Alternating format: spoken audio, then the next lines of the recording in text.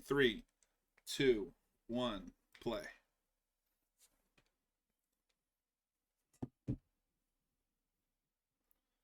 Tyler says that Hodge was his original pick for Silver Surfer.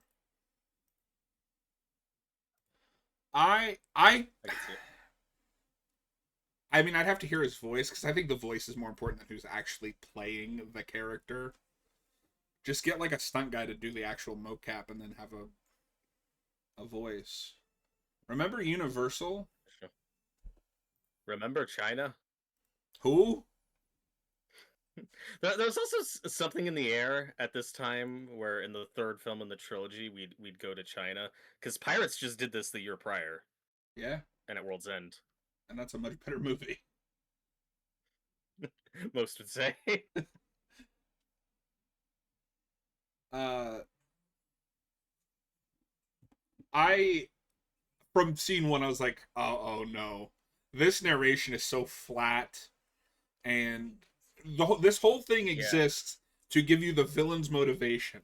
The problem is that the villain's motivation boils down to I don't want to die because I want to live forever. Yeah. Well, it's two things. It's I want to live forever and I want to take over the world. Yeah. That's it. Well, but well, so I'm going to fight you a little bit on that because by the time you get to the point where he's searching for immortality, he's already taken over the world, is what they say. So his only motivation left is just I don't want to die. I'm not saying Emotep had the most complicated motives in the world, but this guy makes him look like Shakespeare. Yeah.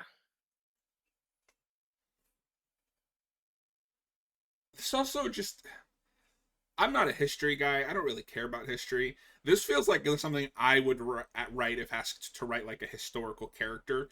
Well, he took over the world and people tried to kill him and Yeah, he's very flat. And again, like obviously Jet Li is good casting, but unfortunately this is like the first movie I ever see him in. They also didn't have him for much of this because he was really busy at this time, and that's why you only really get him in the beginning and the ending. yeah. Um It I think Jet Li is good for the action. I Yeah. think you needed a different actor to elevate this flat material.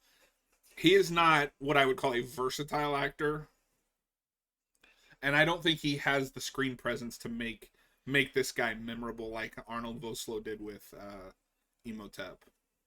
hmm And then, like you said, he's also not on screen much, so there are times where he feels like an afterthought.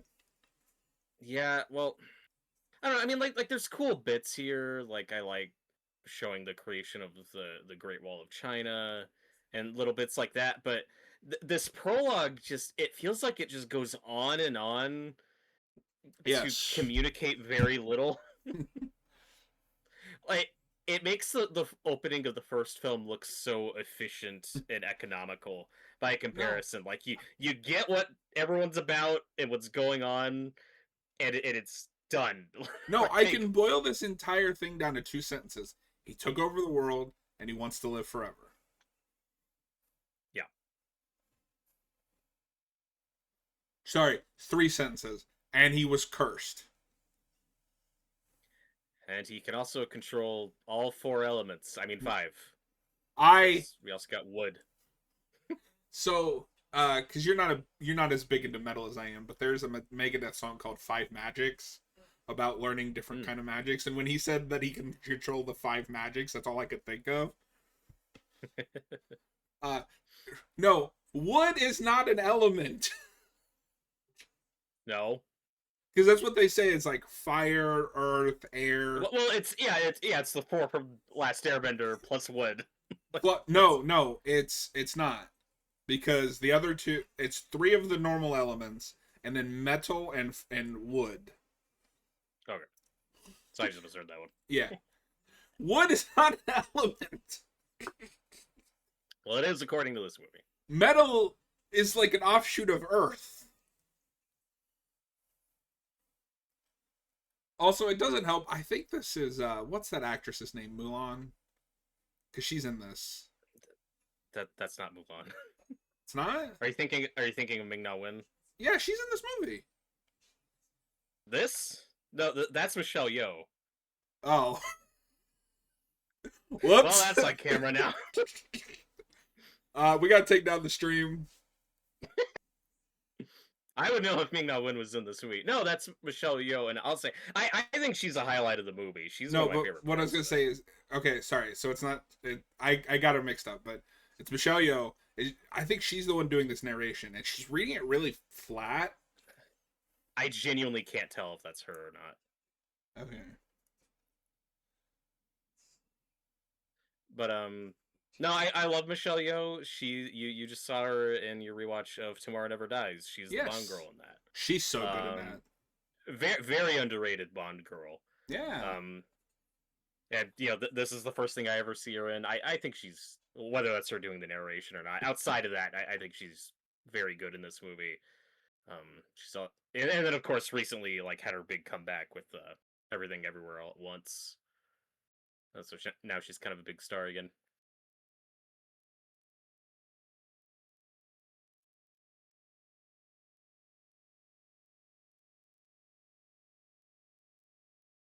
And like I don't hate everything in this opening. Like I don't know, I like the costumes and some of the period stuff, but it feels like it's going on and on to explain a very simple setup.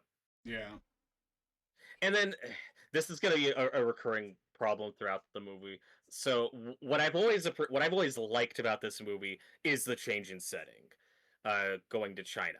I've always thought that was a good idea in theory. The problem is, in doing something different, it still tries to hit way too many of the same beats from the first two. No, we'll talk about it because I mentioned this to you off screen, but I feel like Rick is a different character in this movie. Evelyn, and this movie lost me at Evelyn's introduction because she's reading like the book about the adventures based on the first two movies, and they're like, "Oh, do you think that like they're the Yeah. same character?" She's like, "No, they're very different," and then it pans to her face. It's like, "Oh, fuck off." Yeah. Well, it's the Iron Man 2 joke. It's the fourth wall break. I We hate know that we shit. recast though. Especially in this fuck ass movie. you, you have to earn that.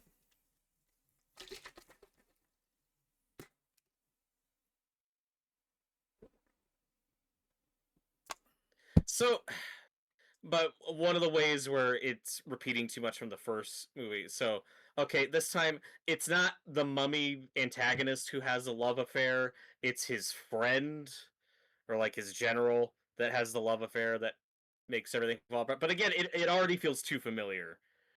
Um, but I feel like the way to make this opening work is make me actually care about these two guys and their dynamic and like this betrayal. Because he just feels like he's boring and uninteresting because he just feels evil the whole time. It never No, he's feels like just there's a evil blip. for the sake of evil. It should have either been he's a sympathetic guy that is betrayed while Mm-hmm. seeking immortality, or you make her more of the focus and like she split between these two guys, and Yeah, this one does neither of that. I don't care about any of these people. yeah. And then this is gonna be important later. So that shot when the guy is drawn and quartered, when Yes. the horse is ripped apart. So I do remember that being one of the deleted scenes because that was supposed to be more graphic. We were actually gonna get a shot of his arm getting ripped off. And then, of course, they had to cut that out to keep the PG-13 rating. This shot looks terrible. This is the first really bad CGI we get of him turning into a mudman. Um, but anyway, it always This confused me this is worse than anything in that Returns. that looks bad. But but that general guy who just got drawn and quartered, we're gonna see him as a zombie at the end, Uh-huh. and like he looks fine aside from just missing an arm, which the deleted scene showed. The problem is the way the scene is cut and the way that worked is you assume that all of his limbs have been ripped off. So then at the end, when he's just walking around and everything, it's really distracting. But no, that shot of him in turning into mud The and then being mud, set on fire, look, that looks that worse looks than The bad. Rock in the second movie. The only pushback I'd make, and I mean, there's a lot of bits like that throughout this movie that do look really bad, is that The Rock in the second movie, you do have to look at that for a lot longer. Yeah, that's Like fair. that. I think my pushback to that is I'm more with the movie, so I'm forgiving of that, even though it looks bad. Like, it's fun to That's make fair. fun of. This movie's Sure. already lost me by the time you get there. So, what is it with these movies and having to do insane time skips between films? Well, last movie we wanted to give them a kid, and now we want to make the kid an adult so we can pass the torch to him to be the new lead moving forward. Which, spoiler alert, doesn't happen. So now it's just weird. Correct. Yeah, I mean, last time we talked plenty about the timeline fuckery and how much that didn't make sense, but the second movie is set roughly 7 or 8 years after the first one, which you can buy, like it's not a problem yet. And then you get to this one where we are now 20 years after the first movie, and these characters have barely aged. It's a problem. Yeah. Well, and we could talk about this more as the movie goes along. I hate what they did with this movie with the characters in this one, because we praised the second one for just letting them be married and continue on adventures. Now we have to do well, they're retired, they're bored, and they don't know how to function together without the adventure. And I'm like, I don't buy that. Yeah, and I don't hate that as much as you do. I mean, at least they're not divorced. Yeah, That's something. Like, I'm okay with them. I don't know. It's just very surface level. Like, I mean, if you're gonna have this much of a time jump, like, yeah, I'm fine with giving them kind of a midlife crisis, but it's just all surface level. Like, it's not I explored do well. love the like Universal posters for the Yeah, mummy. yeah. I don't know how I feel about the books just happening to be called what the movies were called, but And again, this is one of many ideas that I kind of like that's just not fleshed out enough. The idea that she took the events of the first two movies and wrote books off of them, but now she's done, and now she's like now she has writer's block because it's like, oh, you write what you know, but now she's out of stories to tell. Like, okay, that's a this fun idea, but yeah, fuck off. it's Just it's like her a fuck off. completely different person. Uh Tyler says he remembers 3 scenes from this movie: the prologue, the chase scene, and the Yetis. It's been like 9 years since they Yeah, filmed the first one, so I get the time skip is big, but it's not like they made all these movies in 5 years. No, I think more so it it was like 9 years from the first movie to this movie, but in mhm. universe, like 20 years have passed, Yeah, it's a and like it's a problem that starts with two and is just confounded here. Frasier yeah. does not look like he's old enough to have a 20-year-old son. No, these characters should be like 50. Yeah, Like at the very least, Fraser, like, he needs some gray streaks in his hair. At like bare minimum, put some gray in his hair, and they don't even do that. and I resist the like I said I resist the idea that they don't know how to get along without an adventure or a mummy, and I don't like the idea that Alex hates them now. Yeah, that stuff sucks. But I don't think they're bickering. They're just kind of like, now what? Um, But my problem with that but is in the last movie is they were both ready to give it up because she was going to become the curator of the head of that museum, and they were talking about settling down, maybe having another kid, focusing on their family, and now they're bored. Like, it's not just that they're bored; it's like they don't know how to exist together, and not in a bickering way of just like it's awkward, and I don't buy that. and the real reason why this doesn't work is Evie's recast, so Yes. the chemistry is just gone. Also, this Rachel joke is Weisz is, dumb. oh well, with the bullet. You mean to tell me that they washed, prepared, and cooked that fish and didn't see the Yeah, bullet? yeah. I mean, again, like, I thought that bit earlier with Rick is okay when he's just shooting the fish. Like, No, that that's a was moment that him. I think is fine. Yeah, but those moments are few and far between. I don't like this kid that plays Alex. I don't. No, I mean, he's not. awful. He's just kind of nothing. I don't Like, think he could have carried a fourth Mummy movie. absolutely not. And I don't know how old this actor was at the time, but like he looks too old to be their son. It's distracting. Yeah. Uh, so this guy Alex here is played by Luke Ford, who is one of the forgotten Australian actors who we were Well, trying to push as new action leads. well, I mean, he is Australian, as you should forget. Yeah. I mean, like, of course, everyone knows Chris Hemsworth. That's the one that worked. That's the big one that made And it. even then, But that's then, debatable. even though that's debatable outside of Thor, but Sam Worthington, Jai Courtney, those are the ones we know. Nobody remembers Luke Ford. Nope. This, and it's just he's really bad at hiding his accent, and I noticed that hard on this rewatch, Apparently, he's also in the game. which I've not seen. I also haven't seen the game. No, the game of this. The video game. Oh, I was talking. I thought you were talking about the movie, The Game. We've watched that. Have we? Noah made us watch that. Oh, okay. No, I was thinking. Oh, I was thinking of Gamer. Okay, we're on the same You're, page now. you are like in Australia and I'm in Canada.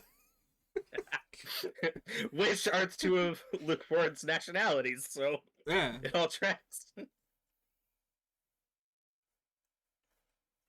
It's all connected. And most of the comedy in this doesn't land. Like, No. all the stuff with Frasier Evie. Frasier should have gotten an Frasier's Oscar trying. for actually being at least watchable in this. Yeah, and this is a case where I don't think Maria Bello is terrible casting for Evie. Those are just big shoes to fill.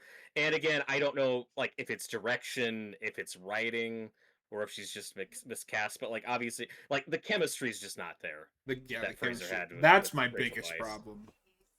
Hmm. These two don't feel like a married couple. Yeah. And then we also did like the record scratch joke twice, where the music fades out, and like it's so bad. No, at a certain point, I think it's right around the time when the big betrayal happens. I was like, oh, we're just filling in for a formula. Like, there's no passion or like urge to make this film. Yeah. You know what's funny? I didn't have this thought until we started talking about it. This is the modern soft reboot formula. Yes. Accidentally in some ways. Yeah. Well, We're following the son of the characters you remember. He's estranged from his parents. But also doing exactly what his parents did. yeah. Well, I was gonna mention this earlier that like I wouldn't call this a legacy sequel, but like it is checking some of those boxes. Like, and it is 7 years later, so like there is a gap. Well, and legacy sequels didn't exist at the time, so if anything, this is a proto legacy sequel. But it's not thought of that way because it was the last one, so we refer to it as a trilogy. If they actually got what they wanted, and we got more movies with this guy as Alex as our lead character, we would talk about this more like as a legacy sequel. Maybe we do live in the better timeline. Maybe. And again, it was going to go further with that stuff because the original plan with this movie, we'll talk about it later, Rick O'Connell was supposed to be killed off. That was the plan. Of course, that's the other checklist. Yeah, and I'm really glad they didn't do that. Yeah, I mean, because I wonder if they had, went ahead and done that. I predict that they would have made at least one movie without him, and then it would have failed, and we would have quit. I wonder if either way it leads to a new Mummy movie, bring back the original cast, ignoring the other, because there is no way in hell that new movie even references this one. No, and like one of the first things we hear about it that I'd swear was from Frasier or somebody from Radio Silence. I could have sworn like one of the first things we heard about the new Mummy movie coming out is, oh, we're making a sequel to the first two. Of course. I'll be shocked if it even references the second one. Yeah, and we'll see. I mean, we'll see. Like I said, I don't even need that movie to like outright retcon this movie because I don't know if there's anything that needs to be retconned. You just don't have to reference it. Yeah, that I think is the best case scenario. Get the Um, Rock back and make him play the Scorpion King again. yes. And one of the things I talked about last time is at least those first two movies I enjoy, as just these adventure swashbuckler films that for me stand alongside stuff like Indiana Jones without feeling too derivative or whatever, even though there are clear parallels. This is the movie where that becomes an actual problem. With this scene especially, where it's like it's okay to do tropes and moments that like the Indiana Jones movies did, but don't do them like all in a row. Where you have the tomb, you have the booby traps, we just talked over it, but Alex finds the corpse of a guy who was another explorer who disappeared. Like that is like word for word a scene from the first Indiana Jones movie. And then you're gonna have this guy who's a friend of Alex who will betray him later. It's like we're hitting all of the tropes and cliches. Well, what's It's even too much. funnier is doesn't this come? Is it Crystal Skull also '08? Yep, this is the same year as Crystal Skull, which is really weird. I never thought I'd say it. I think I like Crystal Skull more than this movie. I do too. But Crystal Skull never was like offensively bad for me because I don't care about Indiana Jones. Like I find them to be fine movies, but I was never like, oh my god, it's the best thing ever. Well, when I was a kid at this time, like Indiana Jones and the Mummy movies, like those are some of my favorite movies ever. I was obsessed with these movies, all Noah's these movies at the time. Noah's in the chat and says, "Did you get to the Yetis playing soccer yet?" Noah, our No, timestamp is on the screen. you should be an expert on this film. This is your favorite Mummy movie. Cause I like I we were guess I talking gotta about give this kudos though, real quick. This is not the worst Mummy movie anymore. The new one might be. bold take. I haven't seen it yet. I would say between this and the Tom Cruise one, I'd still rather rewatch this one. Yeah, I don't know. I've only seen that once in a watch party, and I freaked out like halfway through because I was so pissed. But we were talking about bad CGI earlier, and I don't know if any of the bad CGI in Crystal Skull is as bad as some of the bad CGI in this. There's No. just a lot more there's a lot more bad green screen in Crystal Skull. So Yeah. like I'll give this credit for having more practical sets and So stuff. I don't so he says know. this Can is I the. just Oh, oh sorry, sorry. sorry. No, go So, ahead. My bad. okay, thank you. I was just gonna say comparing this to Crystal Skull just because they came out the same year. Crystal Skull I think has lower lows and higher highs. This is just more Flat. mediocre to terrible, flat. Yeah. So he says this is the greatest find since King Tut. What? Yeah, I don't know.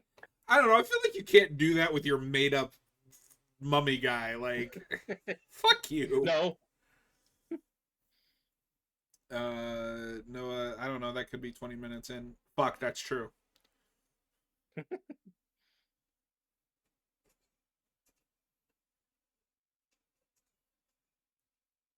This is literally a fight scene out of Raiders. yes.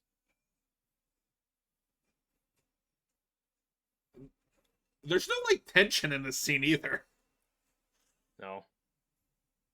And then we find out this is a woman. Oh my god. Uh, Tyler says that Noah's prepping for the Pooh universe binge. I am excited to do that with Noah. Sure. I can't wait to see his reaction to Blood and Honey. But we got to do the Martyrs and Audition double feature first. It's true. And the Cannibal Holocaust and Serbian film double feature. No, no, no, no, no.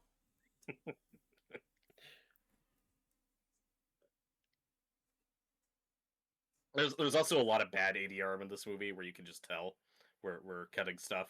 This is also a nit. It's like, Oh yeah, ADR. Yeah.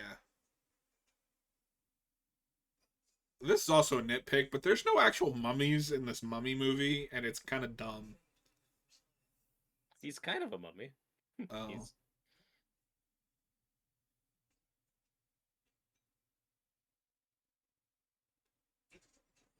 and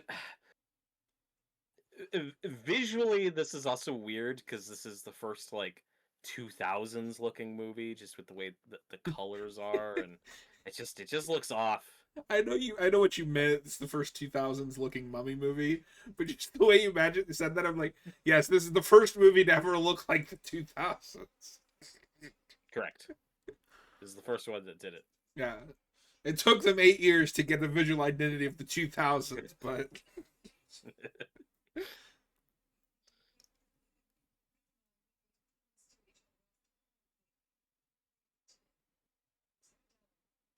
okay, am I stupid? What war are they talking about? World War II. Okay. I wouldn't have thought he'd be involved with that. No, that they do say that Rick and Evie were doing like espionage stuff. They're not spies. What? I don't know. I didn't write it. The Smallville guys wrote it. Did they actually? Yeah, this is God Miller. Oh. Yeah. But that's one of the reasons why this is set in 46, just so it could be past World War II, to not have to deal with that stuff. But if you're gonna do that, at least do something cool, like maybe the Nazis found a mummy somewhere, or I'm sure they wanted to avoid that just because we're already like at max capacity on doing Indiana Jones stuff in these movies.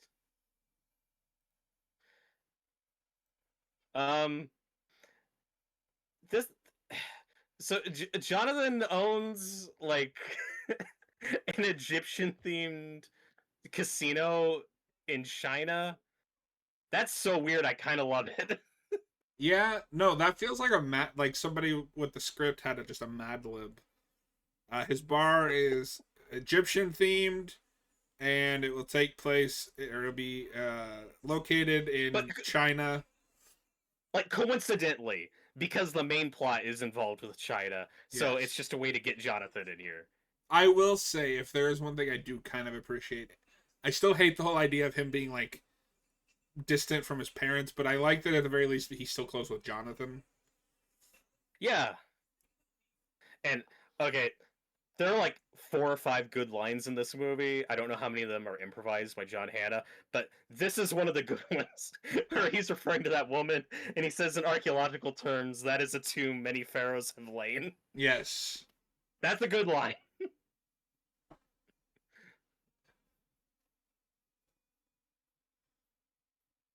Is it too coincidental that Rick and Evie show up just as their son shows up? Yes.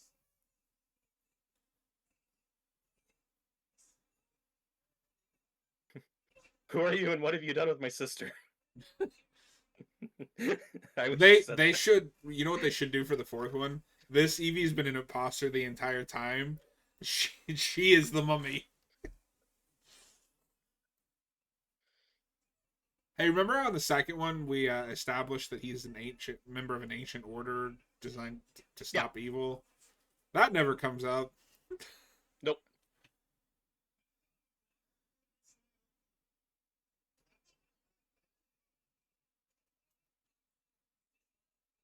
This is the most clunky, like, we got to get all our characters together that I've ever seen. Oh, it's so bad. And then we also get a new character with Liam Cunningham, who is an actor I really like, but we have another new pilot character. Yeah. So we've done that 3 times in a row. I hope they, at this point, I hope they just double down. There's 3 pilots in the next movie. Well, because we joked about this last time, because we killed the pilot in the first one, and that's why we created a new one for the second one. But then why not just bring Izzy back? Yeah, no, Izzy's awesome. Well, he took his plane back to his home planet. Yeah, no, because our only two returning cast members are Brendan Fraser and John Hannah, and like you can feel it Yeah. because they're the only ones really This working.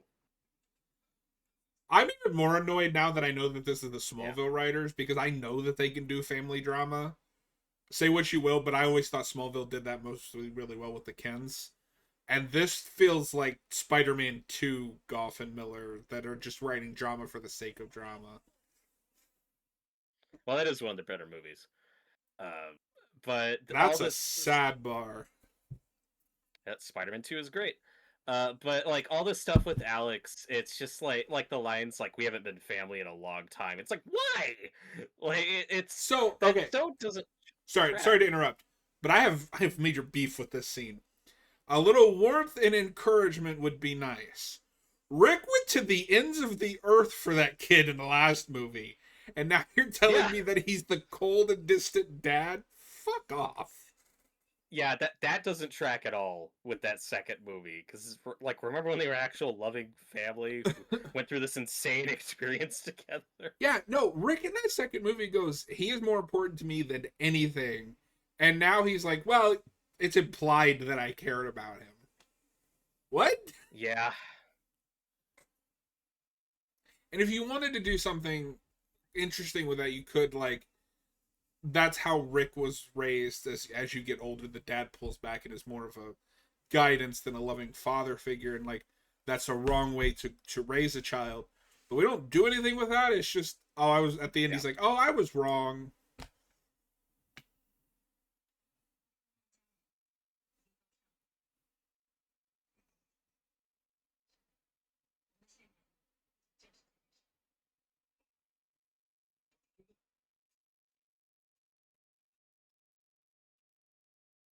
One thing I will give this credit for is like when we do have the when it's when we are focusing on the Chinese characters as they are primarily speaking Mandarin, we don't have them speaking English for no reason. So like I appreciate that consistency, and that wasn't super common for this time. I'm reaching for positives. I got it. Robert's really struggling with his like everything nickname right about now. And like it's cool in theory just seeing like this many Chinese actors in this kind of big Hollywood blockbuster, which was A, not common at this time, and B, remember, this is still before Last Airbender happened, which is one of the most whitewashed movies in history. It's not a given at this time. Which is funny because Last Airbender, they whitewash certain people, and then other Mhm. people is this is gonna sound is like the wrong ethnicity for how I picture those characters. Well, the Fire Nation we make Indian, and then we're consistent with that, like across the board with all of them. It's a very strange choice. Yeah, and yet the Water Tribe, who are purposely like darker skinned people, are white. Yeah.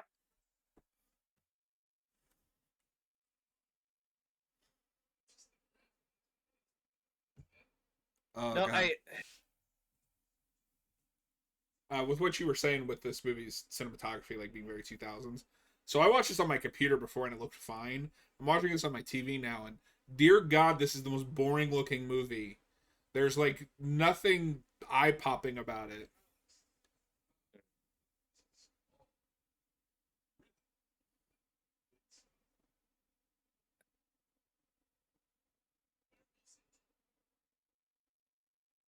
Frasier also looks like he just got off the set of Back in Action, which is distracting, even though I know this is a mhm, couple years later. Oh my God, scary people with daggers scare me. it's true. Isn't this even the same kind of like suit that Indy wears in I think Temple of Doom?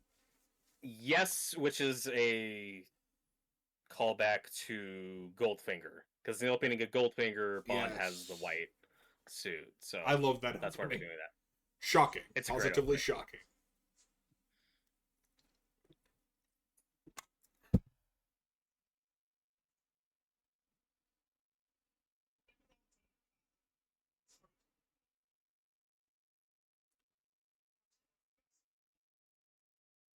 Tyler says one compliment for the movie I think is the mummy head on the poster is the coolest of the trilogy.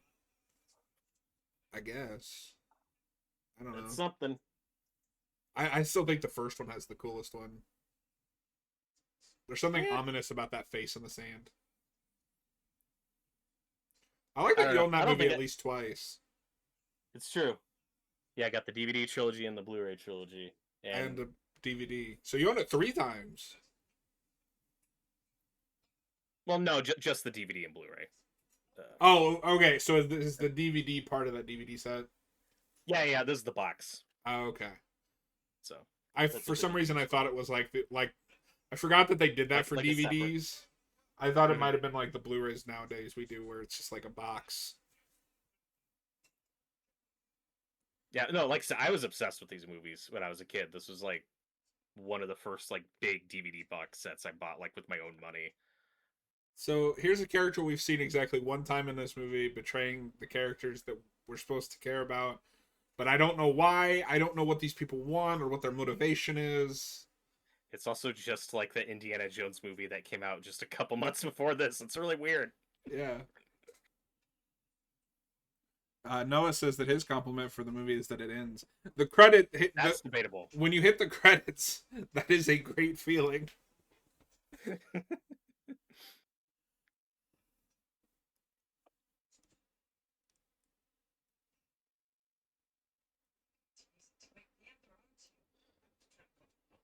No, it. So if you're gonna have like this guy be a traitor, you, you want him in the movie more, so his comeuppance hits harder. You know, like Benny in the first one. I mean, obviously this Yeah. guy's no Benny, but this this is just we're just in and out because this guy's gonna die in 5 minutes, and you're gonna forget all about him. Yeah.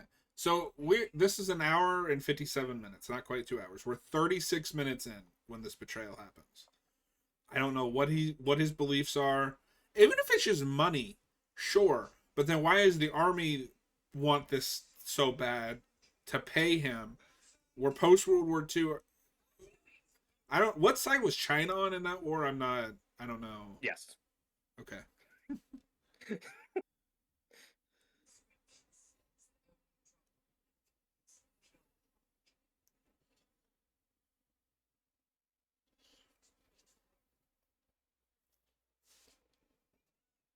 And I No, think like I what. said, Oh, sorry. Go ahead. no, just a lot of the decisions around this do feel like, well, we want to do Indiana Jones stuff, but we don't want to have Rick fighting Nazis. Like that is a bridge. Like that's the bridge too far. Well, and I think what really pisses me off about this scene too is we've seen these two are very capable people. They can handle each other, handle themselves very well. They don't do anything to stop this. They're just like, oh, he's got a gun on my wife, or she's like, oh, he's got a gun on my husband. I guess I'll do whatever they say. It's like, okay.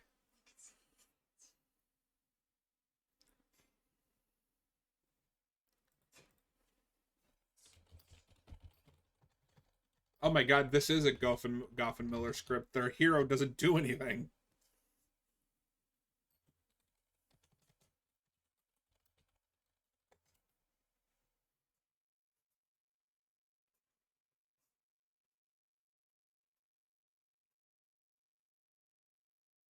Maybe help her? Like, why are you just standing there watching? Yeah, he's got a gun on him by this old man.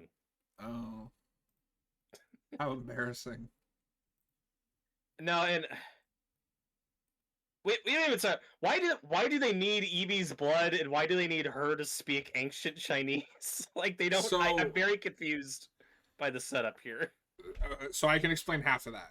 I can't explain why they need Yeah. her to read their own language, but it's the blood of the pure or whatever, and Okay. it's anyone who would be willing to sacrifice themselves for somebody they love is pure, I guess. Okay. So they decide arbitrarily that it's her because she loves Rick. Remember when we just had to read from a book to start all this? That's all we needed. Yeah.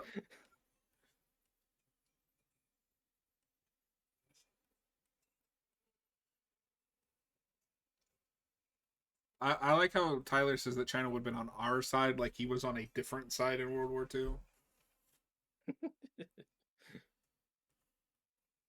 Oh, they must have got most of. I wonder how many of the movie cast they got back for the game because Michelle Yeoh is also listed as in the game.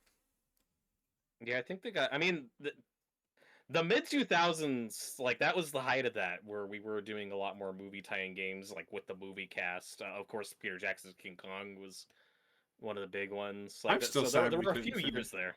I'm still I sad we couldn't know finish that. That game's so good. it's unfortunate. Yeah.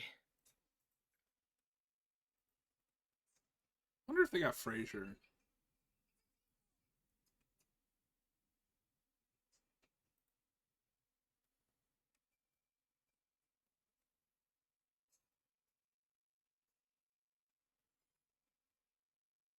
Oh my God, they did get Frasier. Maybe we should play That that. doesn't surprise me. But this is also like one of the last of those. Like I Yeah. can't think of a lot of movie tie-in games like that after 2008. Because Wanted got one. Because but I like had that Batman Begins in 2005, that was another one that got a lot of the movie cast. famously.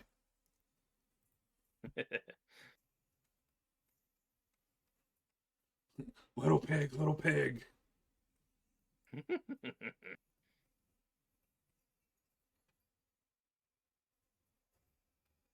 And then, oh Uh, my god, scary mummy, and like this CGI mummy is not great. so I have a complaint about Wikipedia.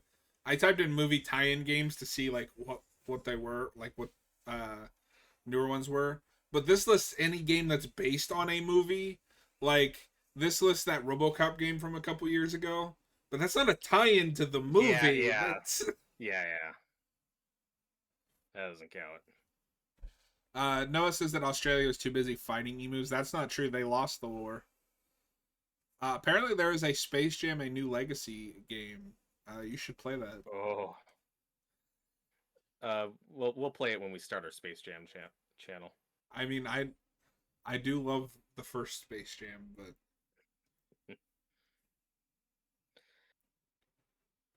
Yeah, and then this chase sequence, like this I don't know, looks it reminds me bad. of.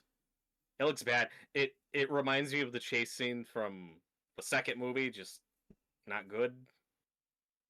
Yeah, Like, remember how awesome that London chase was, and how we said that was like the best action sequence to that movie? yeah.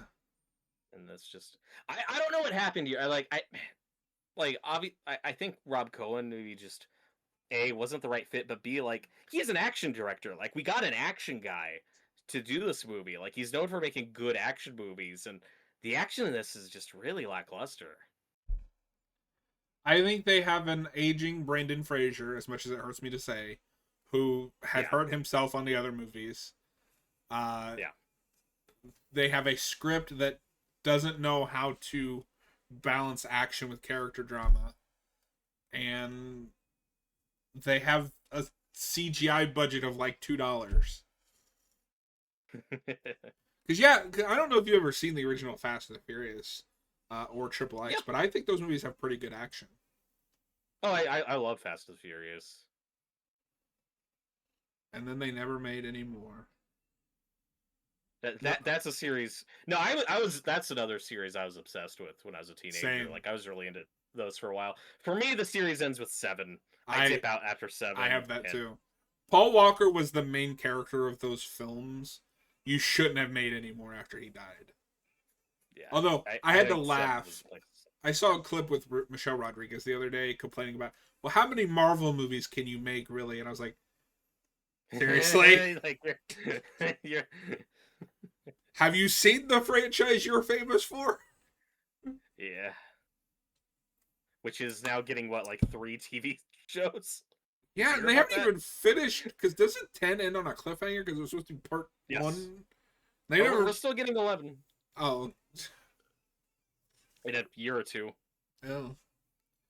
Do you remember the MCU tie-ins for Phase 1? Yeah. I've only played Iron Man, but that Cap game looks fun. Yeah, I mean, and that was 2011, so that would be one of the last. That might Maybe be one the after this. last one that I can think of. Because Avengers never got one. Yeah, and Green Lantern. I mean, Green Lantern was also 2011, but I think that also got one. Yeah, so Green Lantern, Cap, and Thor all get one.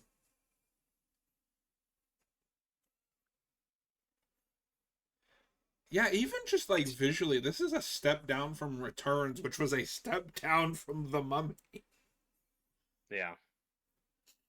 This might they should just retitle this to The Mummy Diminishing Returns.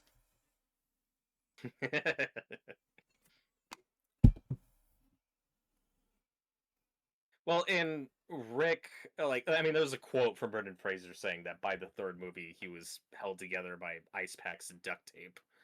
And in most of his outfits, like, he has a lot of padding under, and he's just barely holding together. Yeah. And unfortunately, you can kind of tell that he's not pulling off the That's stunts why he I'm was in the worried first about a two. fourth movie. Hmm. Yeah. Would you say the only good so of this trope of the aging action hero who's bickering with their adult son, is Rocky Balboa the only one where we've gotten that right? Yes. Because like Rocky Balboa is great, It's my um, second favorite Rocky movie. but also that movie it doesn't try. What always one thing that always worked about the Rocky series is making a point, and at least with that film, not having his son follow in his footsteps, and that's where the drama comes from. That they are such different people. And also, that movie works because even though I do kind of hate that we kill Adrian, it's the son is desperately trying to be someone else because Yeah. of his father's shadow. And Rocky is just like one of the most likable protagonists in film. Yeah. So it works. Like, because I don't think they make the Mhm. son to be too much of a jerk. It's just he's lost. Every other time, Exactly. like in this movie, we have to make either the dad or the son a jackass so that the drama will work. And Rocky Balboa doesn't do Mhm. that. Right. Noah says that the Yetis look good. They looked Ah. okay. They might be the best CGI in this movie, but like the bar is here, the CGI Yeah. is down here. Yeah. I mean, but I also have to be. I don't know. Like this movie is such a weird mixed bag visually because there are a number of practical sets and locations I can appreciate, and yes, there is a lot of CGI that's rough, but it's not much worse than some recent Marvel movies. Like where it's such a weird But that's not place with blockbusters. respectfully, that's not a defense. Then this came out the same year as Iron No, Man. Oh, Noah no, says and they I'm not look. defending this movie at all. Noah says they look amazing. We're just. I'm sorry, no, I forgot. He does Robert, love those this is Yetis. a random question, but because I just noticed your Batman. Do you not animated Yeah, series? Do you not have the Blu-ray set? I do have the Blu-ray set. That's just in a different spot now. I just mixed some things Why do around. you have both? Well, why not? Oh. I do I, actually I like keep these. those. I do like those I keep cases. them entirely. I keep them entirely for aesthetic purposes. I'll probably never play those discs again. No, I do really like the way those sets look. I was talking to some, I think Hayden the other day, because and Hayden and Austin, because I was telling Austin I was really mad that the Batman set doesn't come with Batman versus Dracula, but Yeah, they never did that Justice League set. I really wanted that Justice League them to do a Justice League I set like know. they did Batman. I mean, like that is a show that at least got Blu-ray releases back in the day. I need to finally buy those before they go out of print.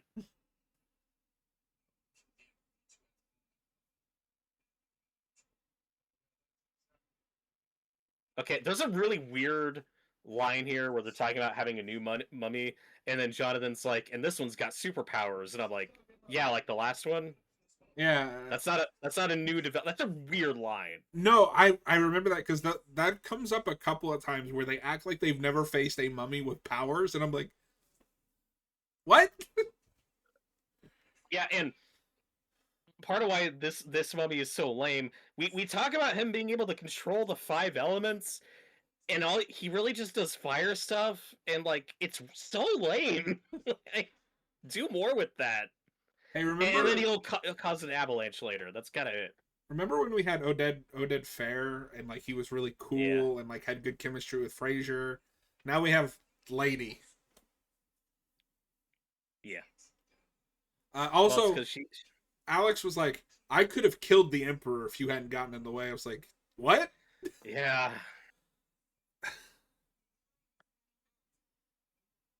No, I mean, look, as bad as this movie is, just imagining a version of this where Rick O'Connell dies And, two-thirds of the way and through, leaves us with and then this it's Alex's. jackass. Yeah, like we got the better movie. Also, because later on, they're gonna be talking and like I forget the context when we'll get there, but it's like they have a plan and it requires some amount of faith and like magic to defeat the mummy, and Rick acts like he's never done anything like that before. I'm like, your Yeah. first two movies you won based on luck. What are you talking Well, about? and again, remember this is 7 years after the last one, so another legacy sequel box. It's checking. It's trying to be a middle ground and being a sequel to those movies, but also it's also trying to be accessible to new audiences who haven't seen those. And yeah, it doesn't hit that balance. Like it doesn't work.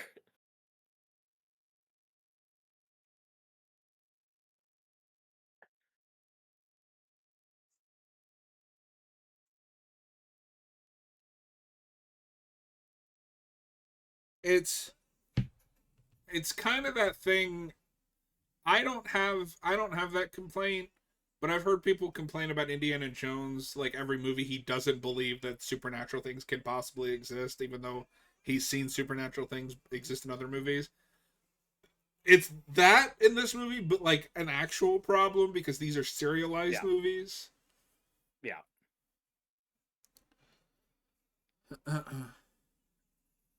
Remember the plane scene? yeah. And then this is all just to do the worst joke in the movie, which is the yak yacked.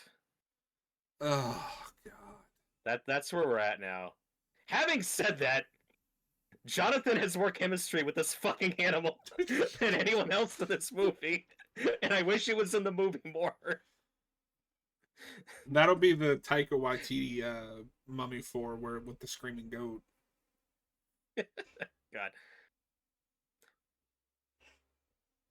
because we were talking about this earlier, how like that trio is like carrying the second movie, but like the whole cast really, like the whole cast of the second movie is great, like they're carrying it, and then you get to this one and you just have Brendan Fraser and John Hannah trying so fucking hard, and they're getting crushed under the weight of this movie, and it's so hard to watch. Yeah. Because I like obviously Brendan Fraser's trying, but I think John Hannah is bringing the most energy. Where he's the most I'm enjoying any character in Well, this because he's movie the because he only also one that feels the same. he's the only one that feels the same. I in my Yeah, head as I'm watching this, I'm imagining Frasier getting this script and going, "What the fuck?" cause yeah, and like we heard there were like a lot of different rumors and things about why Rachel Weisz didn't come back. There was definitely some bullshit where like the studio was like really trying to throw her under the bus, but I think what's the common knowledge now is no, she just thought the script sucked and didn't want to do it. And you know what? Right on. Yeah. No, because I don't think even if you got her, I don't know if it would have fixed anything. No, I mean it would have been better, but Yeah. yeah, I think losing her just don't make the movie at that point. Now, because I'd argue she's arguably as important as Frasier. Yeah. I haven't seen her in a lot, but she's an actress that I like a lot. Mhm.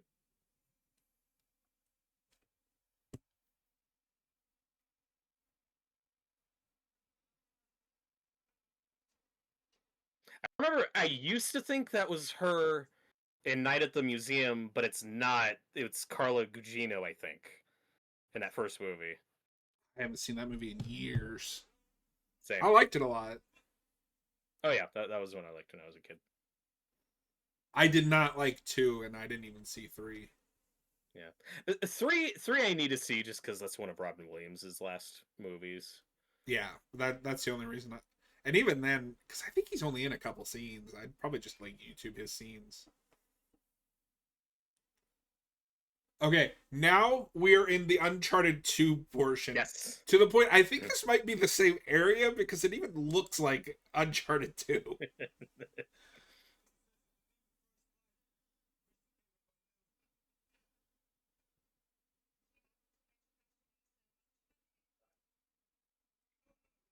Also, I think we talked over it, but earlier, Rick says, I've fought mummies before, I know what I'm doing.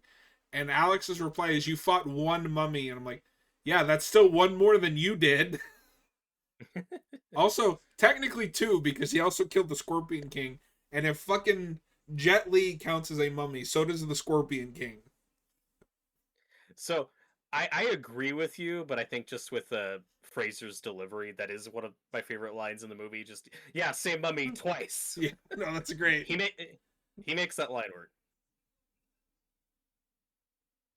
Oh, and this dialogue with Alex and his mom, that scene is just so It awful. doesn't even feel like a mom and a son. It's just like two No, people that are awkwardly talking. it's rough.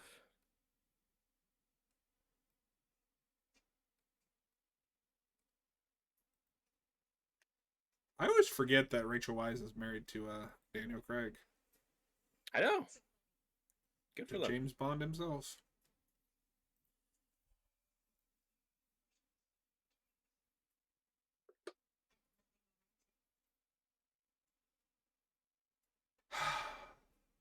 Remember how in the first movie, Evelyn and Rick fell in love organically over the course of the movie Yeah.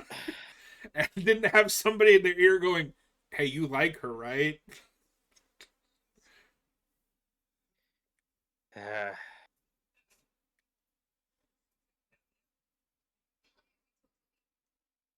why are you Australian? It's so distracting. I ask myself that every time I see an Australian. Why Sorry, are you Australian? we're taking down the Improve. emperor, right?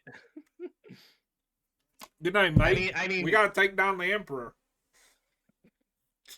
maybe British plus American does equal Australian. Maybe that It's does like make sense. it's like a math formula, but for nationalities. American plus British equals Australian. British plus Indian equals Chinese. And I wasn't joking earlier. Jonathan has better chemistry with this animal than most of the characters in this movie. No, it's true. He's so good.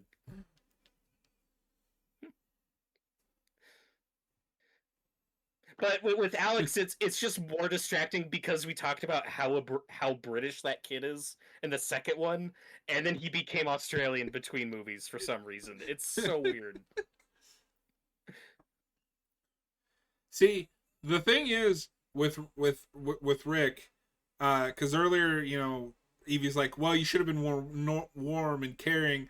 My response been, "Do you remember when we had traveled all the way to the Scorpion King's hideout, and I carried him running from the sun to save his life?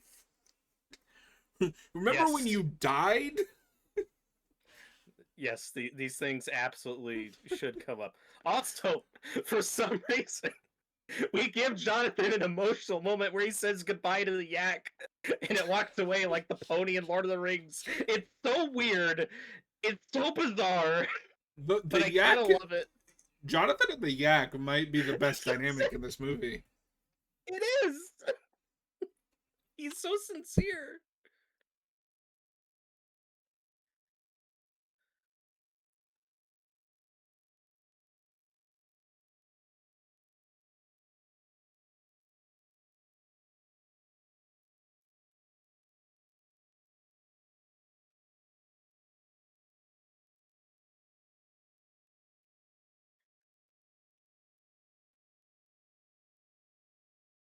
Yeah, and I don't know how many surgeries Fraser had at this point, but I know after these movies he's talked about like he went into surgery so much for his back and knees and stuff. Like he said, like just with all of his hospital visits and the years since these movies, he said he spent like 7 years of his life in the Oh, hospital. here's the line. Like Okay, it's rough. sorry.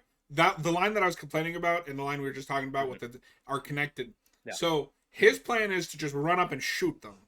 And Alex Yeah. says, "Well, we have a better plan. We'll hit them at long range and then use this magic dagger." And Rick says, "I don't trust your girlfriend's magic dagger." What? Why? You used a magic book to seal away the mummy in the first one. Your son wore a magic bracelet that nearly killed him in the second movie. Why is a magic dagger suddenly not trustworthy? It's true. All of that is true. Well, well, the idea is supposed to be more that they just don't trust the girl, like, which is fine. It just goes nowhere. Like, again, I it's just wish, very underdeveloped. yeah, and that's a fine idea, but again, but my problem would still be the same. This is the third movie. You should be by now be like, Yeah. oh, maybe this magic artifact will actually Well, stop him. and that's another thing why I was talking about how like it's still hitting too many of the same beats as the first two, like having another sworn family to watch over our mummy villain who's really Well, bad at it. and at a certain point in this third act, they kind of become the central characters, and I feel like Rick and Yeah. Evie kind of get shoved to the side while we deal with Well, Michelle Yeoh yes. and her daughter. Well, that's partially because Rick was supposed to be dead by that point. Yeah,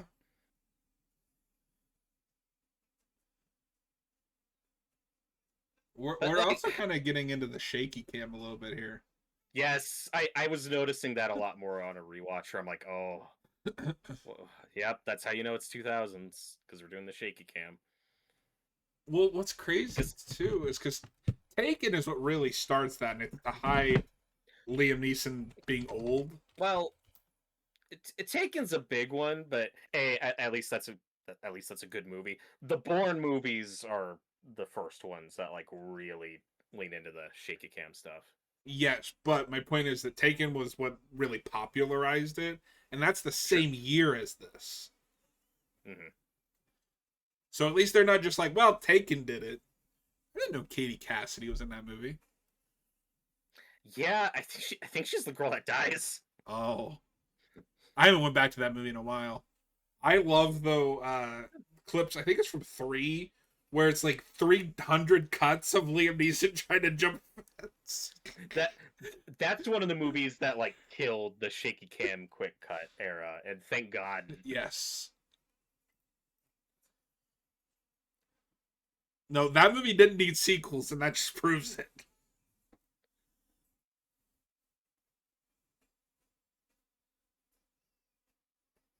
No, how we talk about like the mid 2000s, early 2010s of the shaky cam quick cut action, and John Wick was like one of the first big hit movies that got away from that entirely. Here they are. And then everything's copying John Wick.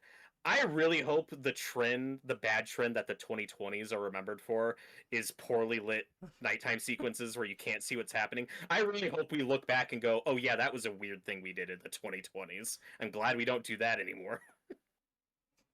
And there's the So Yetis. I will say I do think these are probably the best looking effect in the film. They're not Yeah, great, but at least it doesn't look like a PS1 game. sure. That way it looks like a PS3 game. Yeah. Well, aren't Yetis in Uncharted 2? Yes.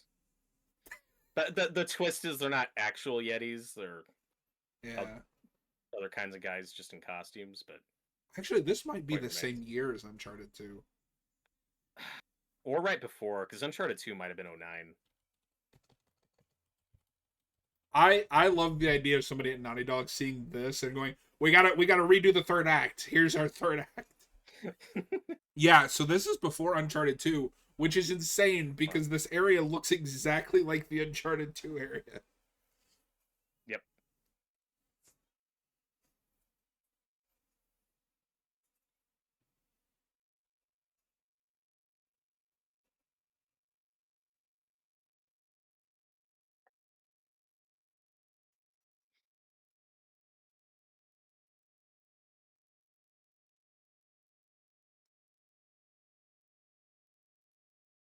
one thing we oh god, in this goalpost joke with the Yetis. Oh. We got Adam March in the chat that says a Tomb of the Dragon Oh. Emperor. Say it in, or I saw it in theaters and then never again. I hadn't seen it Oh. since theaters until today. I wouldn't recommend going back.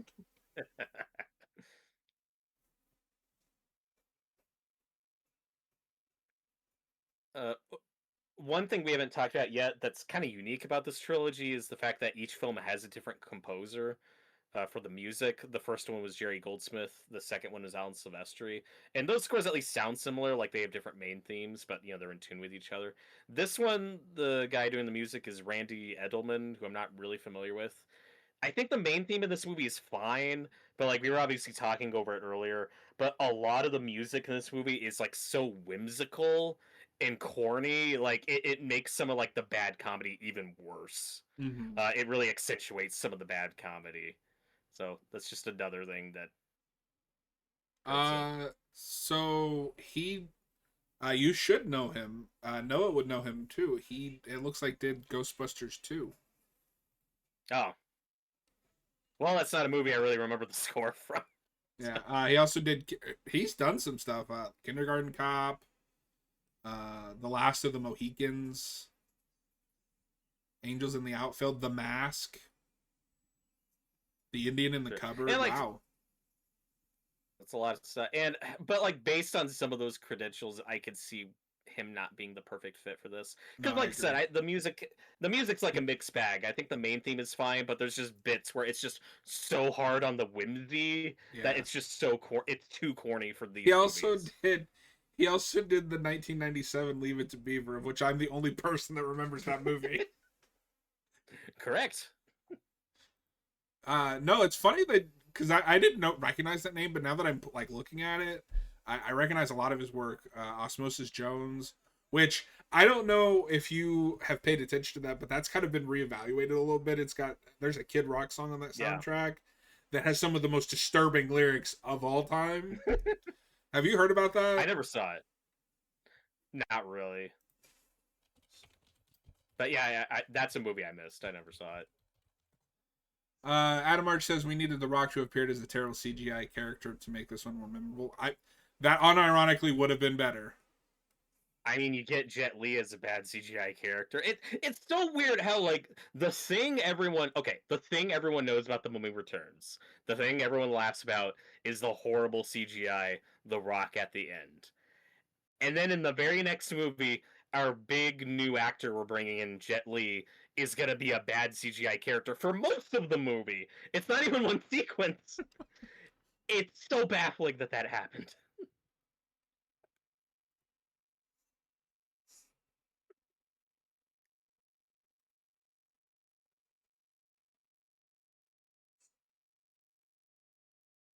Uh, I won't say the lyrics, but basically, just because I was talking about this, that song is all about how his character likes underage girls, and Oh, yeah, ugh. I don't like that. Don't do that. Don't do that.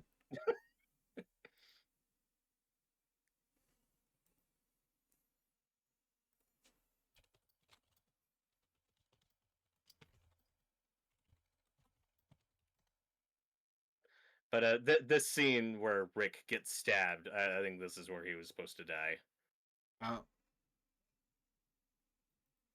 I Yeah, also that would have been weird after the second movie where we killed Evelyn. Yep. And again, I mean, it's not dissimilar because then when we bring him back, like they have to use magic to bring him back. Like it's not that dissimilar. Yeah.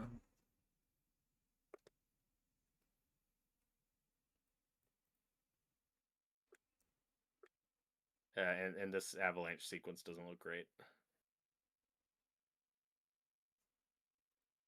Nope.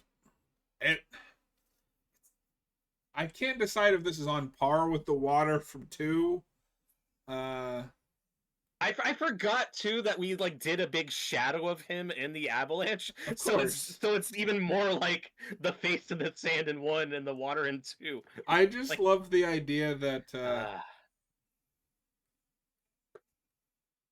I just love the idea that when you become a mummy, that is your power, is just making your face and things.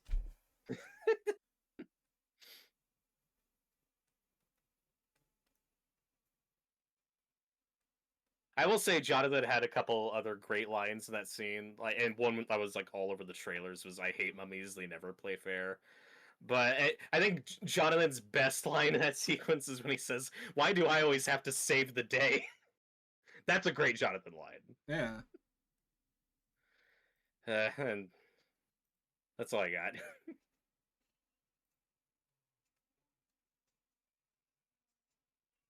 Like I mean, like we said, Jonathan is the only character that feels the same, Yeah. which is why he's the highlight.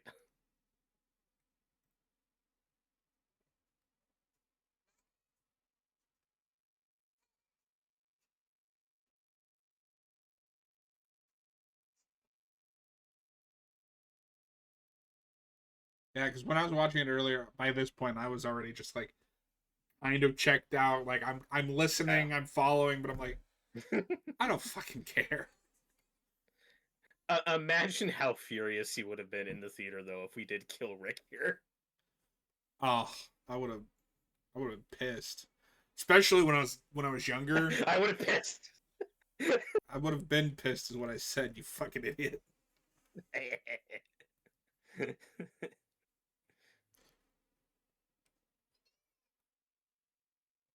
We know what you said. I kid you.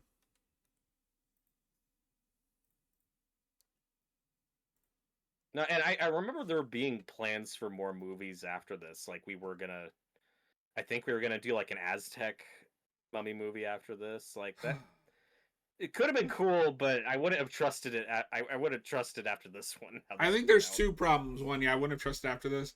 And you took so long to make this one that the character that people care about, which is Frasier, I think is getting too old for this at this point. I just I don't think you I think you should have stopped after Returns. We'll see what that fourth one is, Yeah. but I don't know if I'm excited for that. Yeah. Well, it's such a strange trilogy because you have the obligatory sequel that just does the first one again, and then you have the third film that tried something different but it didn't work, which just leaves this as a really awkward trilogy. And then we got the Tom Cruise reboot, and then the new movie that tried something completely different, and now we're doing the actual Legacy sequel. Like we're just checking every franchise box. That's all built on the foundation of the '90s movie. Well, it's funny too because the first two feel of a piece, even though two is just repeating. Like that feels like a continuation of that story, and this doesn't feel like any those two movies even exist. It's We love very magic strange. healing water. That is literally a scene out of Avatar: The Last Airbender. Katara's magic water healing bullshit. Is this just an Avatar adaptation? Is Jet Li Yes. mummified Aang? Is that what Yes. we're doing here? Well, it's the sequel. I would still probably watch this over The Last Airbender. Fucking Oong. Oh, that drove me nuts in the theater. Why did you change the way it's pronounced? But because it's more authentic, John. To what? In the movie that to the dialect. Uh-oh. You know, because that's a movie that really cares about authenticity to cultures. Hey, remember in the second movie when the hidden area was like an oasis? It was just a little part of the desert, and now Yep. it's a secret city that. Yes.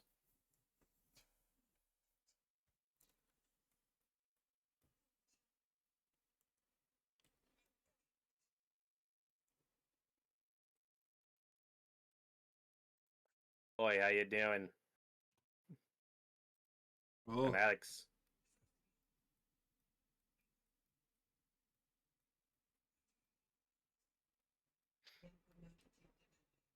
And then she starts talking about her backstory. We're like, no, we saw all of this. We spent 15 minutes on this. yeah. Why? You can't do both. And then, fuck you, movie. She says a Yeti found her and took her here. You should have shown that in the opening. Yeah. That would have been amazing.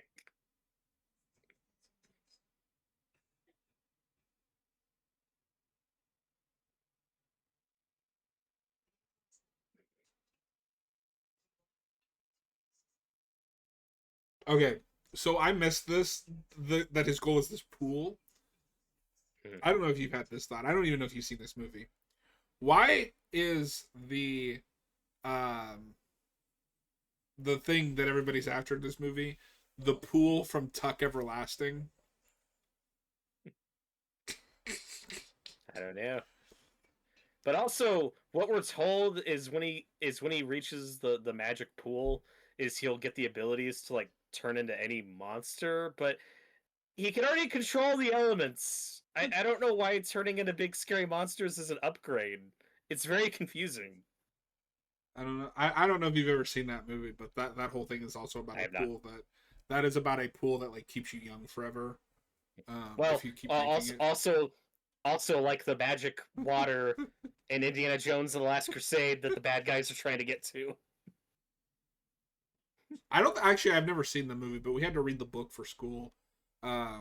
It's a decent book. It's more. It's less about that. Like that's just kind of the reason for this family to be weird, but it's really more of about the relationship between one of the immortal guys and this girl, and whether or not she'll take the water. And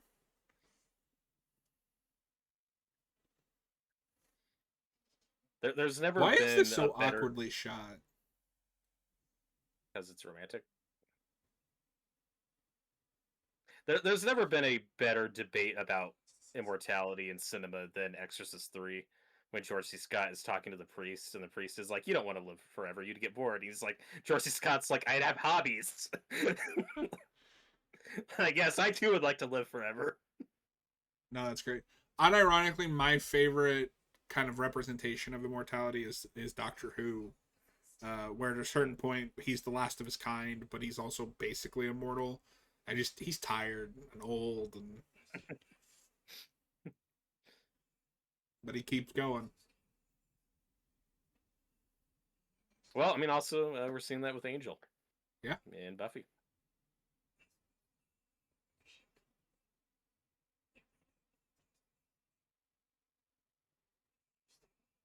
this movie also I think has kind of hit that point that a lot of these franchises do, where the main character suddenly becomes the most important thing in the world. In that first Mummy Yeah, movie, he's just a guy. And here, and I get some of it is a son idolizing his father. We all do that, but the movie acts like Rick O'Connell is some like superhero. mm-hmm. Well, and I think another thing that doomed the series is it's also shooting itself in the foot by going against its original plan. It's like they figured out making it, oh no, passing the torch to this Alex character isn't going to work. But then where do you go from here when Brendan Fraser is getting too old for this part? Like it's you're also shooting yourself in the foot by saying, "Oh, like there is no we Yeah, can't do this without Rick O'Connell." It's like, it's okay, well now there's nowhere to go. fun enough because we brought up this series earlier. It's the Pirates problem, where they made that trilogy, but everybody was going to those movies for Jack Sparrow, so we got to keep dragging him back. But there's nothing to do with him in 4 and 5. Yeah. My favorite Johnny Depp interview about those is where he said that 2 and 3 didn't really make a lot of sense, but Pirates 4 was where they were gonna simplify the mythology and everybody'd be able to follow along. And I was like, what? That didn't happen. Now we were talking about bad CGI earlier. The three Jet Li faces in the water, it's maybe the worst CGI effect in any of these movies. Just even this CGI creature that's supposed to be him. Yeah, like it doesn't look great. We got that right 10 years ago with the first one. Yeah, and like yes, I can look at CGI Imhotep in the first one and go, yeah, that's CGI. I can tell that CGI. It still looks fine. Yeah. Like some of this looks worse. And then oh god, the He faces. is immortal. Ah. Ah, It's that's scary. it's so bad. Why does immortality turn him into a dragon? Because they said like that's one of the perks is he gets to turn into all these creatures. Well, I But think what they does a say like dragon have to do with it? I don't know. I didn't write it. But they Uh, also say he'll be able to turn into like all these different kinds of creatures, but they could only afford to do two. he's Pennywise. Yeah. Tyler says that Pirates 4 sucked. Correct. There's three Yeah. good Pirates movies, and it's the first three. That's where I stopped. Oof.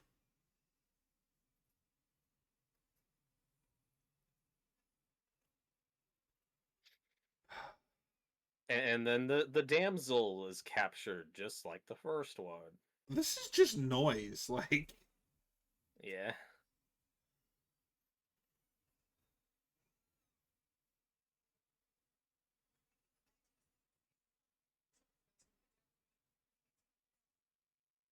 I think it would help with the kidnapping if they'd established, like we talked about in the opening, I think more of a relationship between Michelle Yeoh and Jet Li. But here it's just like, well, Emotep was in love with girl, so he's not in love Well, he's with not. girl, but Yeah. he knows Well, girl, so he wants girl's daughter. I right. don't know. Oh my god, they did a Star Wars transition. They did.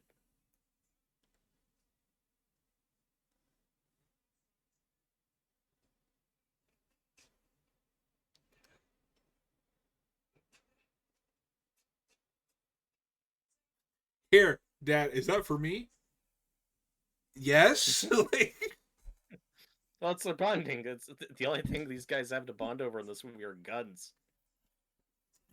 guns, guns, guns.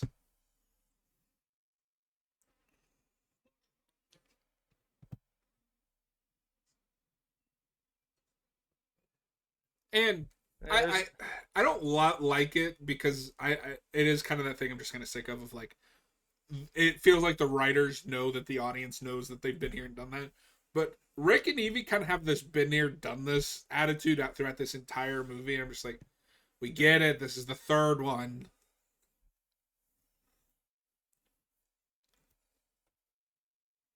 this isn't accurate. There's no deserts in China. That's true.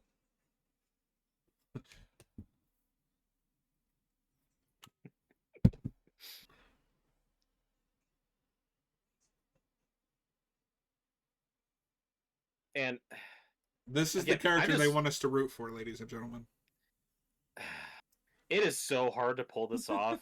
It's kind of amazing that Hollywood keeps trying, but whenever you like have an action hero and we want to introduce a child of theirs and make the audience love that child as much as the original character and pass the torch. It's like I love that idea in theory, it just doesn't work 99% of the time. And But we it's keep funny because I trying. can boil it down to two reasons. One, they usually write them like idiots. And two, whoever you cast is not as charismatic or fun to watch as the original Yep. actor. Die Hard has that real bad. They kept trying to introduce like kids of John McClane to work with Bruce Willis, and it never works. I mean, I like Mary Elizabeth Winstead in the fourth one, but then five is when we do Jai Courtney, and we're gonna pass the torch to him, and nope. Stop. And I don't hate Die Hard 4. I didn't even bother with 5. Although 5 does have the greatest title of all time with A Good Day to Die Hard. Did anybody proofread that before you slapped it on a poster? Nope. No, I think Die Hard 4 is okay, but really Die Hard 1 and 3 are like the only ones you need. They're the best ones for sure. And it's funny because 3 is only good because that script started as a Lethal Weapon movie. Yeah. Hey, remember books? Books are scary. It's true.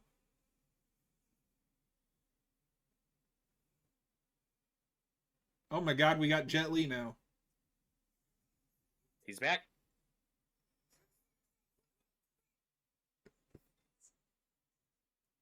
I think this is part of the another part of the problem with the opening. I didn't think about this until just now.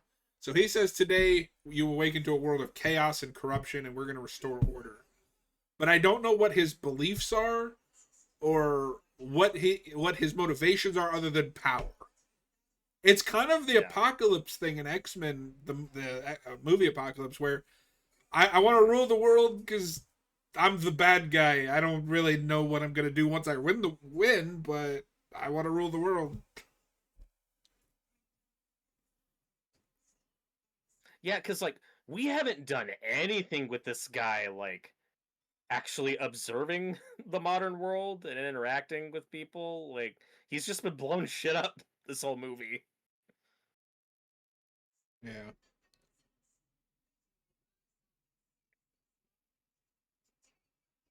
But like as far as the trope of just like the aging hero goes, which again I like to see when it's done well.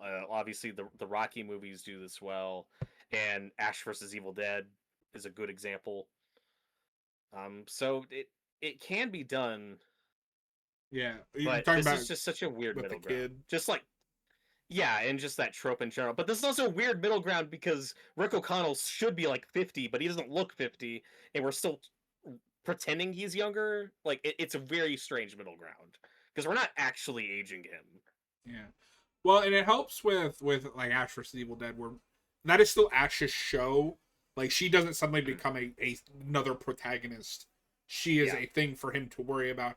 And I like her by the end of the show. She is insufferable for like the first half of that show. Yeah. I'm also relieved they didn't do the twist of making Kelly his daughter. I think that would have been a mistake. Uh, the only thing I can ever think of when they pitch that is that would be a Star Wars level retcon where you start out having Ash hit on her. Yep. No, because I love the Return of the Jedi retcon for how awkward it is, and nobody thought about that.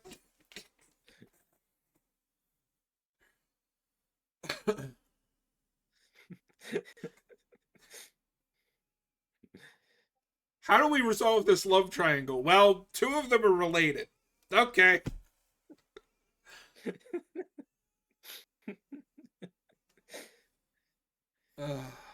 And this was before Game of Thrones made it cool to do stuff like that. It's true. No, I do feel like Game of Thrones kind of made some of that stuff more. I don't want to.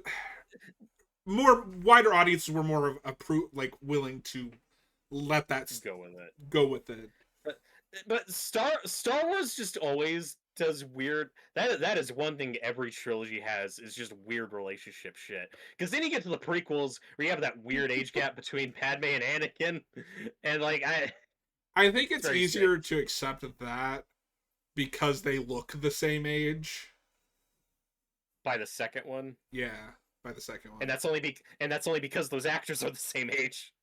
No, I like the prequels. I am a prequel defender. I think the worst mistake Lucas made was starting with a child Anakin and a 19-year-old Padme. That It's very weird. I am perfectly fine if you want them to meet like when they're both kids and like their relationship builds from there. But you need to do that. Not one of them is a kid and one of them is a full-grown adult. Well, I think Padme is supposed to be like 14 in that movie, but Natalie Portman was like 17. But still, like on screen, like they look like she looks a lot older. Yeah, because Jake Lloyd was like 5. Because a big point of contention with the Last Airbender fandom is like there are people who think the Katara Aang thing is weird, but she's like 2 years older than him. It's not the Anakin and Padme thing. I don't know where you land on that. I'm going to play devil's advocate because this never bothered me, but it's the Angel and Buffy thing. He is technically 112 years old. Okay, but that is not 100 years of lived experience. For him, he just But fell asleep and woke up. The people who say that is why they are saying that. No, I usually hear the flip of it though. It's people that think Katara seems too old for him, and that's what seems weird. I'm talking about the opposite. See, I've only heard it the way with Aang being 112 technically. Because even the show talks about him sometimes like he is 112. I never got that. I just think she's more mature, not Yeah, older, and but she's like supposed to be. yeah. Anyway, back to this movie.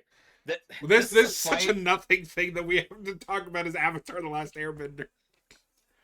but like we're seeing a fight with Jet Li and Michelle Yeoh, and obviously they're doing a good job. It's just not shot and edited well. Like this should be so much more awesome than it is. Yeah, I Because kind they're of had obviously bringing it. Like they're doing their own stunts. It's just not yeah, put together and well. I love a good sword fight. Me too. Army of Darkness has better sword fights than this, and that's not a joke. Yeah, well, I had that with when we finally got the big Jackie Chan and Jet Li team up in that. I want to say Kingdom of Heaven, but I don't think that's it. Yeah, I know what movie you're talking about. I haven't seen it. What's it That called? movie was kind of underwhelming, Hmm. but it's also been a while since I've seen it. I wonder if Jet Li's someone who just didn't transition great to American cinema, or if he just didn't get the right projects. Because I also know him from the Expendable movies, which I mean, he's a highlight of those, but still, like they're not great. Yeah, I haven't seen him in a lot, Um, but on the DVD for Seed of Chucky that I had, because that was the first Chucky movie I saw, there's a trailer for a movie that he's in where he's like raised like an animal almost, and like it's about him oh, finding people who care about him and like try to kind of heal him, and then the people who kidnapped him and raised him like that come back for him. I can't remember the name of it now, but I always wanted to see that because it looked really good. and then like these fight what is really funny about these fights with these mummies is we use the pottery breaking sound effect, and it happens so much throughout this fight of Rick cutting these guys up. And like it's just the fight with him and the mummies in the first one, but not as good. You know what's Like it's just wild? that action scene again. What's up? If you go to Jet Li's letterbox page, it automatically sorts the movies by popularity. The Mummy. This movie is his one, two, three, four, fifth most popular movie on Letterboxd. Oh no. His That's most not good. popular is Mulan, so it can't be popular by quality because I don't think anybody liked Oh that movie. no, I would assume that would just be like by how many times it's been logged, like how Yeah. many times it's been reviewed. But still, Oh, that's and I very watched depressing. that Cradle to the Grave at one point, and that was pretty good. Unleashed. The movie's called Unleashed. Okay, haven't seen His that. character is raised as a slave, and he ends up falling in with like a blind guy and like their family, and tries to overcome his upbringing. Oh, Mark, that's got Morgan Freeman. I didn't know that. He had a period where it was like a big deal to get him versus like an American action star. Because he Mhm. also did that movie with Jason Statham that I haven't seen, War. Okay. I just think like we were comparing Jet Li to Jackie Chan earlier. I think Jackie Chan had got the more popular Yes. American Well, movies he and more also success over did here. more family films, I think. Yeah, that's Jet true. Li tended to do more mature audience movies. The Forbidden Kingdom, that's what it's called. Okay.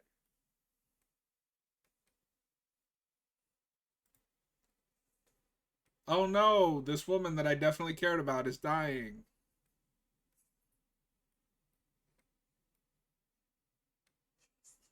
Are you gonna watch Once Well, Upon a Time in China 3? yes. I'll skip to that one. Like I said, this was the era for going to China. We did it in Pirates 3. We did it in this. That's where Shrek fucked up. Shrek the Third should have been Shrek in China. I would have loved that. That should have been Shrek versus Jet Li. Yes.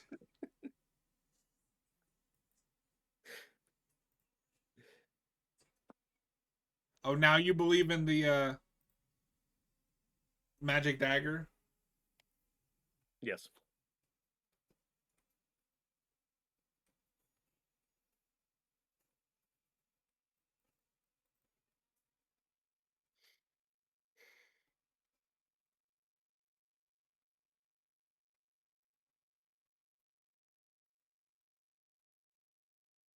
Remember it was Eric in some of his old James Bond reviews with Cap on Geekvolution. He said, I think it was Eric who said he tended to not care as much about the big action sequences in the movies where there's like a big army when Yeah. like he's just there for Bond and just wants to see Bond. I'm kind of having that with this movie where No. it's like we're going so much bigger and I only care about Rick. Yeah. No. 90% of this is just noise. Yeah.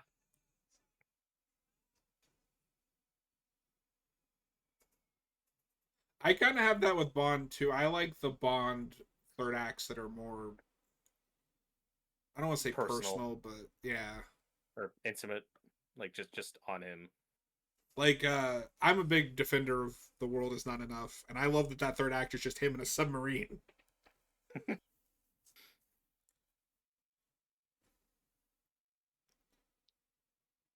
Or, Oh my god, he shot Jet Li's balls. that's one thing I think that really works about Casino Royale is the third act is a Mhm. twist and it makes it personal. Yeah. And then you get the Casino Royale DLC, as Austin calls it. I can't help but agree in Quantum of Solace. I just watched that movie and I can't remember anything about it.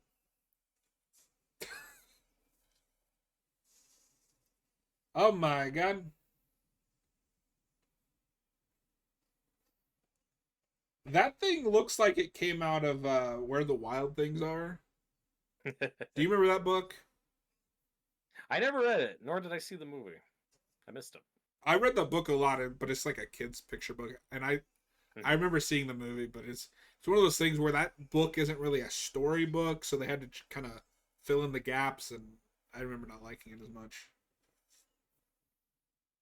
It's definitely no Jumanji. But what is? True. No, I remember looking everywhere for that book, and then finding it in my library, and it's like a picture book for 3-year-olds, and I was like, oh man. Well, what Jumanji did was it did that book, but made it Evil Dead for kids, and Yes. that's what Where the Wild Things Are should have done. Yes.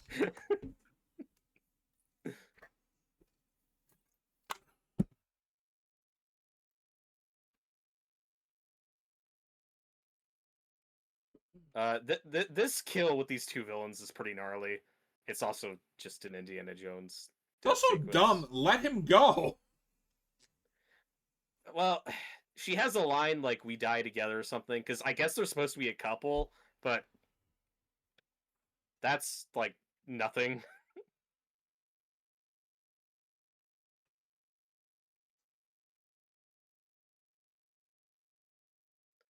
I remember this pissing people off at the time. I remember some people who were Jet Li fans being like, "Oh, fucking Brendan Fraser beating up Jet Li. That's bullshit. Yes, Fuck this that's movie." how movies work. The villain is weaker than the hero.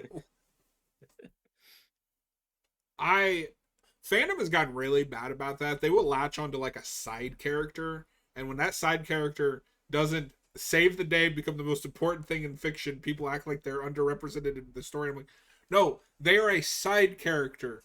They are not there to do anything other than prop up the hero. That's how stories work. Oh god, the frame rate. It's Who, bad. who directed this? Zack Snyder? You know, I joke. Snyder could make a decent Mummy movie. Yeah. Just don't let him write it or do his own cinematography.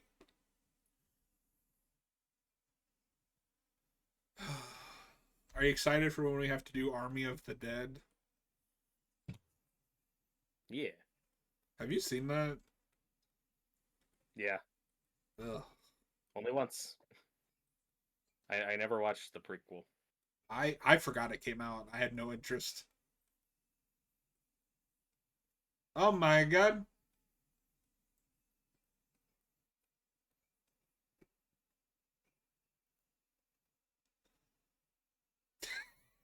It looks like orange juice is spilling out of his eyes.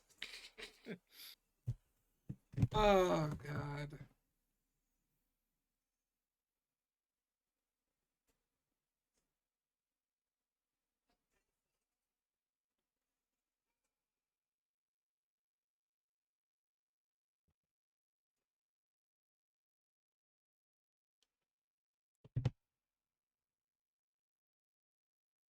What we really need is 20 guys in skeleton suits and then just green screen the rest and have them all making bad bone puns.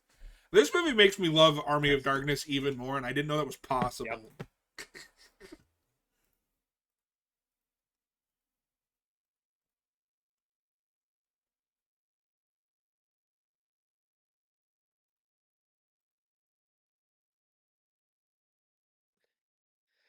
Yeah.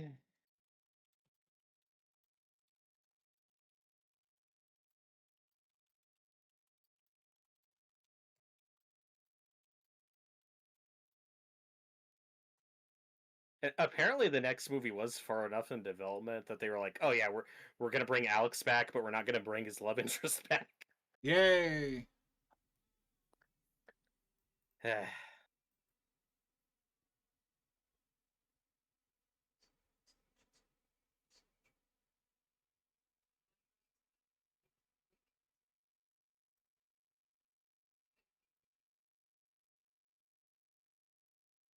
So what did we learn, kids?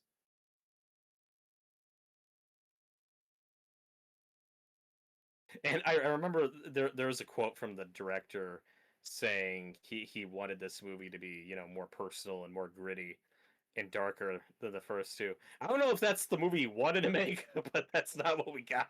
That is not what you made, sir. I forgot about this final joke. Like, this is so farcical for these movies. Like, that's how we end this? Soon after, mummies were found in Peru. Why? Because Jonathan just said, "Oh, I'm going to Peru where there's no mummies," and the only way we knew how to do that joke was to have text on screen say, "Soon after, mummies were found in Peru." Like, that's how you do that joke? Uh, Oh, that's embarrassing. yeah. Don't don't do that. Well, that was The Mummy 3, Tomb of the Dragon Emperor. It's not good. I don't think I have the visceral hatred for this film that you have. Like, so there, it has its moments, but they're few and far between. Like, it just doesn't work. Yeah, it's doing tropes that I already am sick of. Funnily enough, before they became the mainstream for me to get sick of. And like, I don't know, the Mummy, the '99 movie is like one of my favorites. Me too. This feels like a farce of the Mummy from 1999. Well, it's such a bizarre franchise that we're just still trying to make work because of the success of that first movie. Like that, and the second one. It's like those two movies are just propping up decades of shit that have followed. Stop it. Get some help. Robert, we did it. We've done the whole trilogy now. Now we have to do the Tom Cruise one, and Yeah. Lee Cronin's The Mummy. That'll be our next double feature. Yay. That's the last double feature we ever do on the channel because we'll be dead.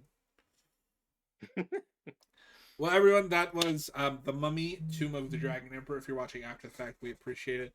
Please consider hitting that like and subscribe, and we'll see you guys on the next one.